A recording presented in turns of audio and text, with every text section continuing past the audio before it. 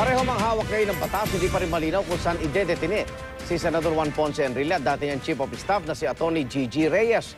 Kaya ang petisyon ngayon na Senador, manatili siya sa PNP General Hospital habang si Reyes mailipat naman sa PNP Custodial Center. Saksi si Jam Sisante. Binabantayan ngayon sa PNP General Hospital dahil sa mga iniindang sakit ang 90-year-old na si Senador Juan Ponce Enrile. Sa check-up sa kanya kanina, inirekomenda ng PNP cardiologist na sumailalim siya sa 2D echo bukas. Pumayag din ng PNP na may private nurse siyang nakikipagtulungan sa PNP medical staff. At nitong weekend, pinayagan din siyang lumabas ng Camp Crame upang sumailalim sa medical procedure sa kanyang mata sa Asian Eye Institute. Well, I had a post-operation check-up because that is a protocol of this procedure. So, okay naman yung eyesight ko.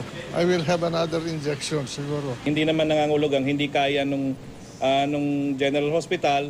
Kaya lang, kailangan dun isagawa dahil siguro, as in any practice of medicine, di ba, kung saan nagsimula yung kwento, dun sila dapat more or less magpatuloy. Ayon sa PNP, sagot ni Enrile ang gastusin para sa kanyang medical procedure at mga gamot.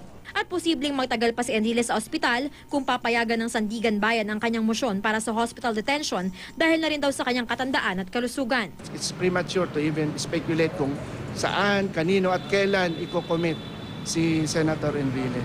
Pero ang sinasabi ko sa inyo ngayon, itong si Senator Enrile filed a motion for his detention sa PNP General Hospital. Hindi pa rin kasi malinaw kung saan siya idedetine, lalo't wala pang commitment order sa kanya ang Sandigan Bayan kahit pa inilabas na rin ang isa pa niyang arrest warrant para naman sa mga kasong graft.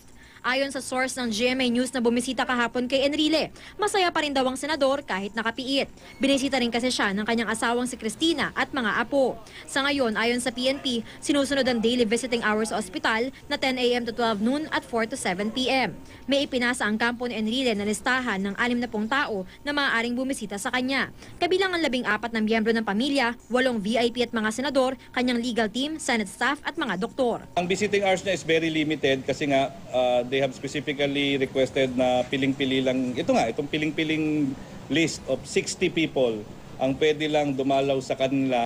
Ang dati namang Chief of Staff ni Enrile na si Atty. Gigi Reyes na sa basement ng Sandigan Bayan nakapiit ngayon, hiniling sa korte na sa PNP Custodial Center makulong.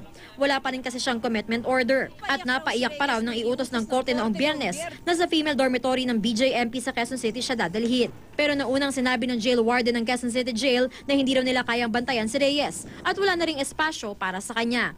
56 lang ang capacity ng kulungan pero 504 na ang nakakulong doon ngayon. Sakali mang ikulong sa krami si Reyes, sa female ward siya ilalagay, malayo sa mga kulungan ngayon ni na Senador Jingoy Estrada at Bong Revilla. Si Janet Lim Napoles naman na nasa Fort Santo Domingo ngayon, humihiling sa CBCP na isailalim sa kanilang kustodiya.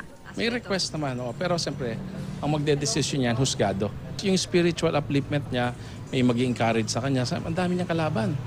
Wala pang pahayag dito ang CBCP. Ako si Jam Sisante, ang inyong saksi.